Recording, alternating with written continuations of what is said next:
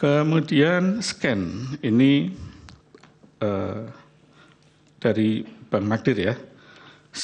Sebetulnya nama yang disebut scan itu kalau pakai HP ya moto, Pak. Bang.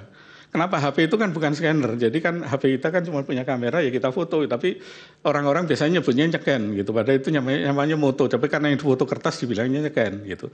Kalau yang difoto orang namanya motret gitu, jadi mungkin istilah aja. Jadi, bukan ahli kemarin itu, saksi yang dihadirkan oleh pemohon 2 itu mengatakan kalau begini bentuknya, ini bukan foto, ini scan. Nah itu, ada yang foto, dia katakan beda kalau foto dengan scan katanya. Nah itu ada dampaknya nggak untuk software yang Srekap ini? Malah kalau pakai scanner semua akan hasilnya sangat akurat. Tapi scanner itu sangat mahal. Satu scanner aja harganya bisa puluhan juta ya. Tahun berapa itu KPU pernah pakai scanner ya? Oke, jadi itu lanjutkan ya. Ali. Jadi akan jauh lebih bagus justru kalau kita pakai scanner. Saya akan sebentar Pak Wahli. Iya. Ini kita wilayah Indonesia begitu luas. Iya. Ini persoalan masalah scan dan foto melalui handphone. Pak Azim, apakah betul seluruh TPS itu ada yang punya scan? Apakah betul seluruh TPS itu punya handphone untuk memfoto? Apakah seluruh Indonesia ada sinyal bisa mengirim foto pada seketika? Apakah ini tidak menimbulkan permasalahan-permasalahan di lapangan? Terima kasih majelis. Yang pertama bahwa handphone itu partisipasi dari anggota KPPS. Jadi handphone tidak disediakan oleh KPU. Jadi tidak kemudian semua mereknya sama, speknya sama. Tetapi ya, saya ingin persoalkan apakah di seluruh wilayah Indonesia TPS-nya termasuk di pegunungan Papua atau di Kalimantan atau di mana, semua TPS sudah ada handphonenya, meskipun itu partisipasi anggota. Betul. Pak Anu ada. Ya, yang kedua, tidak semua TPS itu anggota KPPS-nya punya handphone yang istilah awam disebut smartphone ya. Karena di banyak TPS di Papua itu menyebutnya handphone kami, handphone batangan Pak, begitu. Ini istilah awamnya ya. Sehingga kemudian dalam situasi itu kami mengantisipasi supaya kemudian tetap tersedia hasil yang difoto dan diunggah dan bisa dilihat oleh banyak orang. Nanti ketika rekap di tingkat kecamatan kan kotak suara dibuka. Nah disitulah kemudian yang belum difoto pada saat itu, dan tentu saja unggahnya berbeda waktunya dengan teman-teman di KPPS yang TPS-nya ada sinyal.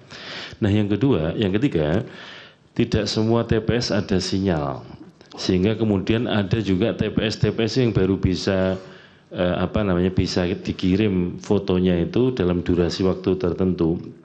Paling data yang kami peroleh berdasarkan hasil simulasi di bagian awal, TPS yang nol sinyal menuju ada sinyal itu paling cepat 8 jam dari titik TPS. Kemudian yang paling lama sekitar 15 jam. Artinya 8-15 jam itu durasi waktu tidak ada sinyal menuju tempat yang ada sinyal. Nah yang berikutnya di TPS itu tidak ada scan. Nah saya ingin menjelaskan sedikit yang mulia bahwa anggota KPPS ini yang diproduksi ada 2 dokumen. Dokumen yang pertama adalah C hasil plano yang ukurannya plano dan ada telinya, dan kemudian itu disalin ke dalam formulir C hasil yang salinan yang ukurannya kuarto. Nah yang kuarto tidak ada telinya. Nah yang kita unggah di Sirekap atau di info pemilu yang bisa dibaca semua orang itu yang katakanlah yang ada telinya, berarti kan dokumen pertama yang digunakan untuk mendokumentasikan hasil. Itulah kenapa kemudian nanti oleh saksi akan dijelaskan kita mengambil kebijakan itu kan sebetulnya meneruskan apa yang pernah kita kerjakan di Pilkada 2020 waktu Covid. Karena apa? Dari C plano itu ketika disalin ke formulir C salinan itu ada potensi juga salah menyalin.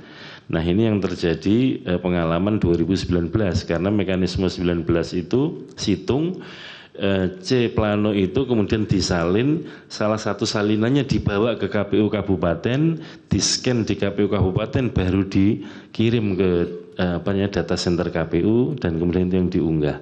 Nah kemudian untuk katakanlah dari segi proses memotong beberapa langkah dan kemudian yang diunggah adalah dokumen pertama kali sebagai bentuk pendokumentasian hasil suara sejak Pilkada 2020 dan kita kembangkan untuk pemilu 2024 adalah C hasil plano. Jadi itu aslinya ukurannya plano dan ada talinya. Oke, cukup Pak Hasib. Silakan Ali, kalau bisa dipercepat ya. Ya, baik. Ya. Yang berikutnya mengenai siapa yang mengaudit Sirekap, nanti mohon ditanyakan pada developer karena saya bukan developernya. Kemudian apakah cukup untuk audit forensik? Saya berpendapat belum, karena belum ada bukti bahwa terjadi tindak pidana di sana. Kecuali bisa dibuktikan ada tindak pidana atau fraud, maka bisa dilakukan audit forensik. Nah, kemudian pertanyaan berikutnya masih dari Bang Magdir ya, mengenai human error atau technical error. Tadi saya sampaikan bahwa Sirekap mobile itu mengkonversi gambar, tulisan yang ada di gambar menjadi angka itu secara otomatis dengan menggunakan software. Tidak ada manusia yang mengkonversi di sana, beda dengan situng dulu. Kalau situng dulu memang di-entry oleh manusia, sehingga menurut saya itu technical error, sangat-sangat technical error. Kecuali kalau form C1 yang tadi menjadi C1 hasil adalah dokumen otentik, itu yang dirubah. Jadi kalau dokumen otentiknya tidak sama dengan hasil yang kenyataannya, baru itu namanya ada fraud yang dilakukan oleh KPPS misalnya. Tapi kan selama ini tidak pernah ada sanggahan bahwa hasil perhitungan suara di level TPS itu berbeda dengan kenyataan begitu. Kemudian dari pihak terkait, Sirekap alat bantu dan berjenjang. Jadi betul sekali. Jadi berkali-kali saya sampaikan bahwa ketika perhitungan suara berjenjang dilakukan, itu mulai dari TPS, kemudian sampai ke kecamatan, kemudian ke KPU Kabupaten Kota dan sebagainya, itu adalah proses berjenjang yang di mana alat Sirekap sebagai alat bantu itu digunakan adalah ketika nanti alat perhitungan berjenjang ini selesai, ditandatangani oleh semua saksi dan dari pihak pemohon, kemudian itu digunakan untuk mengupdate Sirekap. Jadi Sirekapnya juga ikut berjenjang, jadinya sebetulnya secara tidak langsung koreksinya ikut berjenjang juga. Di samping memang koreksi yang langsung dilakukan oleh KPU, juga ada koreksi berjenjang dari bawah juga. Dan yang kedua adalah jangan lupa di sana juga di Sirekap itu selain form C1 hasil ada form D yang selama ini saya belum pernah dengar dari dalam sidang ini dibuka. Padahal form D itu adalah hasilnya tadi, kesimpulannya rekapnya seperti apa. Nah, kalau di form D-nya berbeda dengan C1 baru dikatakan di situ bisa ada manipulasi misalnya. Kemudian Sirekap menjadi alat untuk fraud. Wah, ini sadis banget. Jadi seperti saya sampaikan, Sirekap itu hanya software aja, tidak bisa digunakan untuk merubah suara, nggak bisa.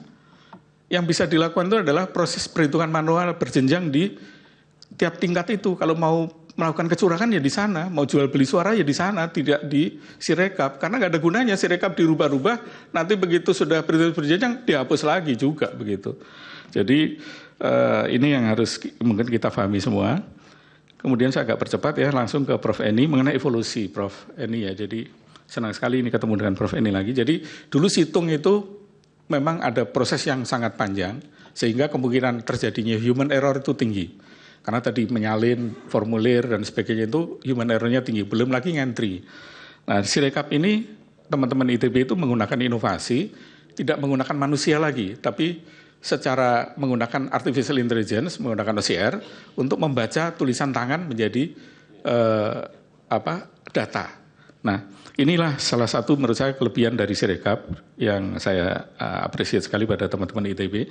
Tetapi yang sangat saya kritik saya kekurangannya adalah bahwa sistem konversi tulisan tangan ke angka itu kalau di lab saja belum 100% juga, baru 99% gitu.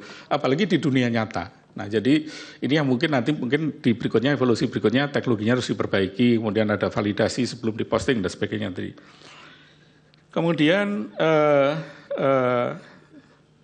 ada di 11.000 TPS. Ini dinamis Prof, jadi setiap hari berubah.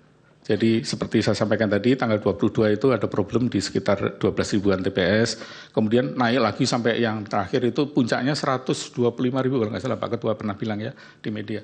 Kemudian setelah itu turun lagi gitu ya, karena memang begitu data banyak masuk, terutama yang dari daerah, terutama ya kalau data dari Jakarta kemungkinan karena kameranya bagus, kemudian HP-nya itu nggak menggunakan Nokia 3310 zaman dulu begitu ya, sehingga hasilnya lebih bagus gitu. Tapi kalau di daerah-daerah ini yang mungkin kurang bisa di reliability-nya kurang. Jelajahi cara baru mendapatkan informasi. Download Metro TV Extend sekarang.